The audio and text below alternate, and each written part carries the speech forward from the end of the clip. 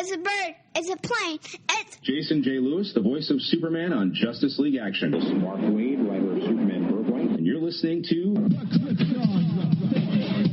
the All Things Kryptonian podcast, including Superman and Supergirl. We discuss games, movies, cartoons, TV shows, and comics. Find us on Facebook, Instagram, YouTube, and Twitter. Welcome to the Krypton Report. This is a special episode that was kind of impromptu by recent events, and I just wanted to take a few moments. Also, if you're listening to this episode, you'll realize our episode numbers are a little off because we had everything pre-recorded for some specials and ready to go, and I'm in the process of moving, so it made it much more difficult when this happened. But technically, this is episode 200. Enjoy. This episode is going to be talking about the late and great Richard Donner. Now, Richard Donner, for a lot of fans, most notably known for Superman. And he directed one Superman movie, technically.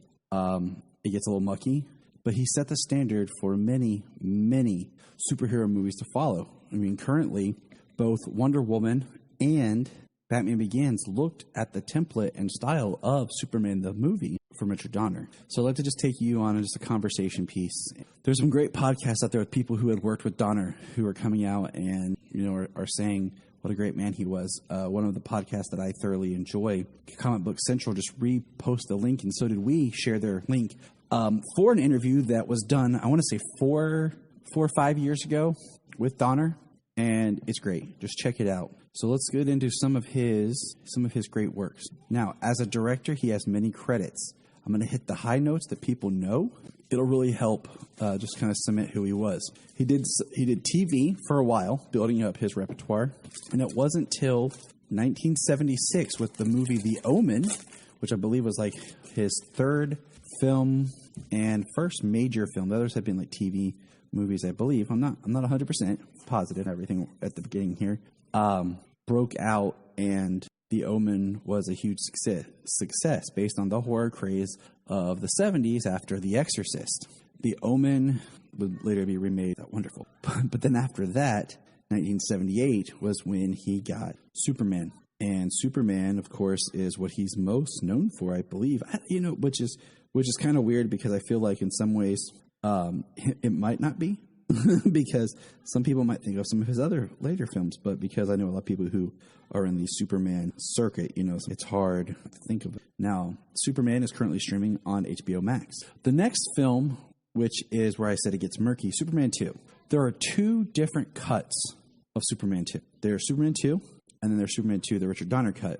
The reason is because Superman was trying to be filmed both movies at the same time.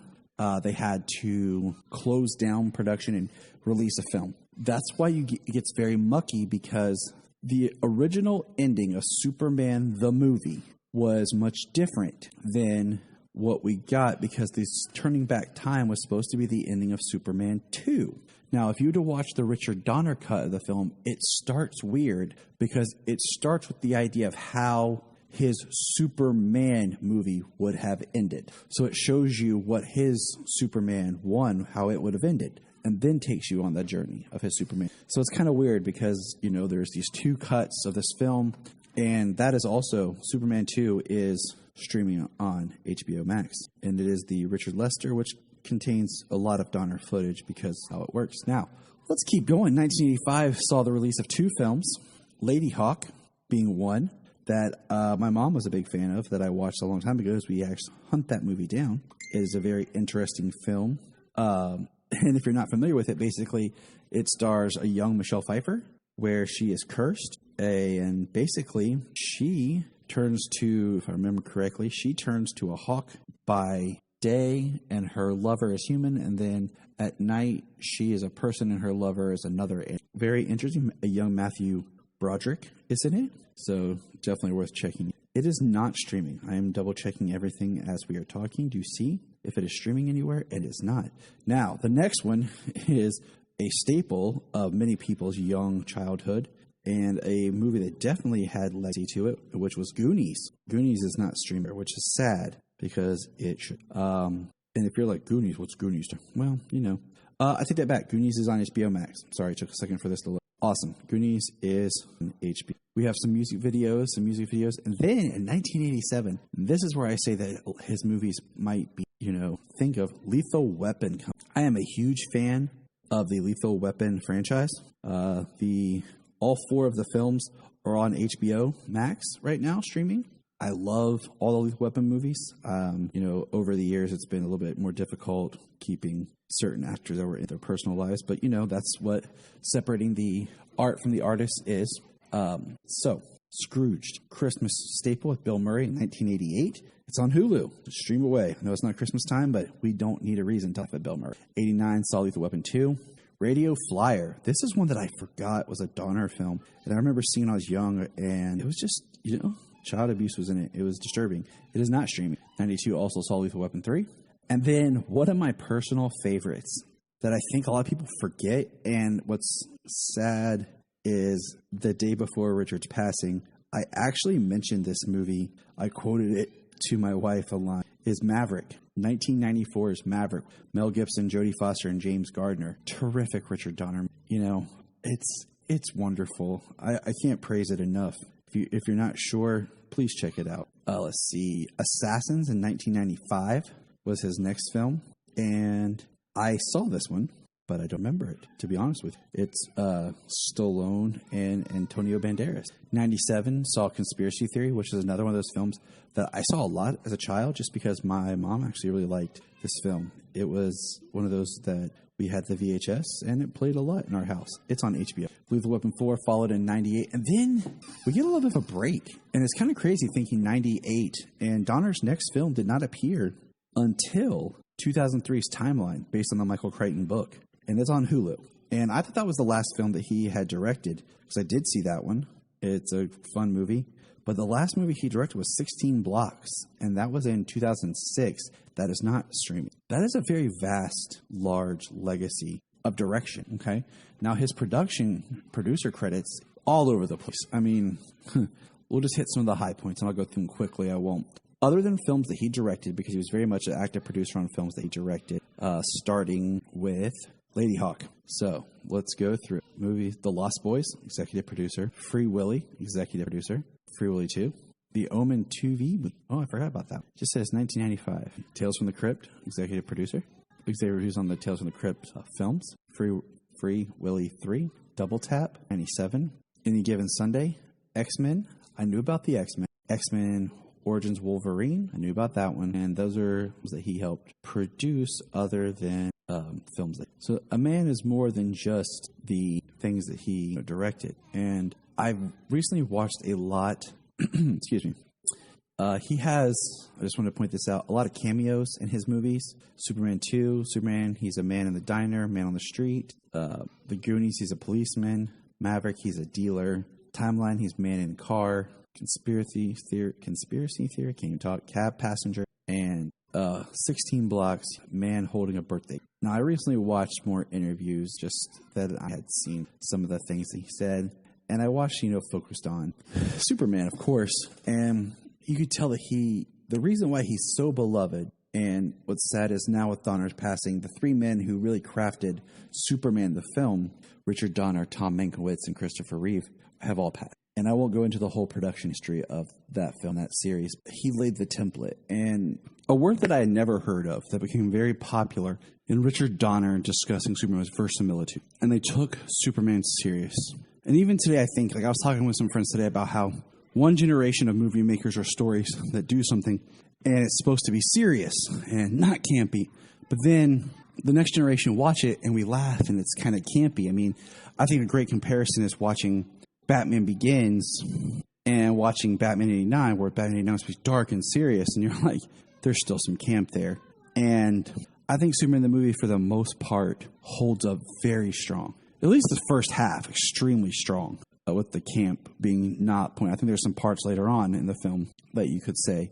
But I believe what they made was they were true to the character, and that's what's created the legacy. Now, what's great is you even remove that film from Richard Donner's canon, the man's still an amazing director. I mean, the Lethal Weapon movies have so many quotable lines, and the style and the buddy cop formula comes from the director and, screenwriter combination. But you see things in Goonies, and then Maverick, And his just strength as a filmmaker will be missed. As a person, like, it's one of those people, I would always wanted to meet him. What's great is Jeff Johns, the comic book writer, actually got to work for him as an assistant, and he was actually working with him during the time of Conspiracy Theory. And that's when Jeff's sister passed, Courtney, who would later be immortalized as the new Stargirl, Courtney Whitmore.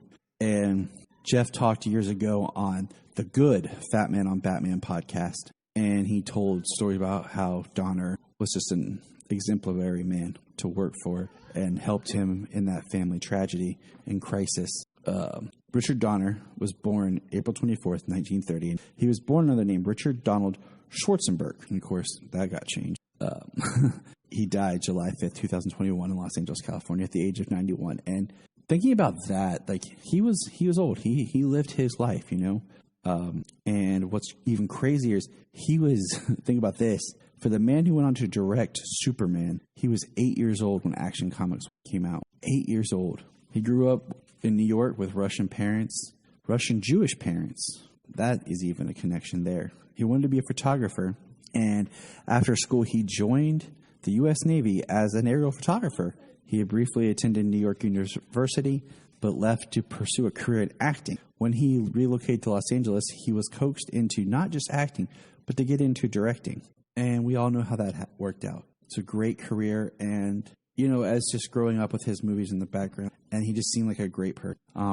It's weird when someone you don't know, but you feel a kinship with passes. You're like, man, I never knew this person, but somehow they touched my life. And like I said, it was always someone I wanted to meet. There's a book that I've had in my Amazon wish list for a very long time, and it was a biography about Richard Donner called You're the Director, You Figure It Out, The Life and Films of Richard Donner. And I've wanted it for a very long time, and now it'll probably be very hard to find and overpriced. So that's frustrating. And I will eventually find it. Now, in 2006, during the whole time of Superman Returns is when the Richard Donner 2 Superman cut was released. Jeff Johns and Richard Donner wrote a comic together called Last Son of Krypton. And we will actually be recording a review of that soon. And look forward to that, seeing what he, touching back into the world of Superman was always something to his heart. And he'll be missed. Look for those podcasts, like I said, and just search the Cape Wonder podcast. Just dropped one that is a discussion with Brian O'Halloran, who played Non in Superman and Superman 2, and he's looking back at Richard. So check that out. And remember, Richard Donner. If you want to help out this show and any other show on Southgate Media Group, and you really don't have the extra money to do so, check this out. Go to southgatemediagroup.com. At the top, there's a link to Amazon. Click that, log into your Amazon, shop and buy like normal, and part of the money that you spend comes back to us to help us with our podcast. Hello, everybody. I just want to let you know that Southgate Media Group has its own Patreon. That's right. For $5 a month, you can get exclusive shows, content, and interviews with the different podcasters of the network. This Week in Geek is a Patreon exclusive only series. So check it out. Go www.patreon.com/Southgate. We are always adding new content.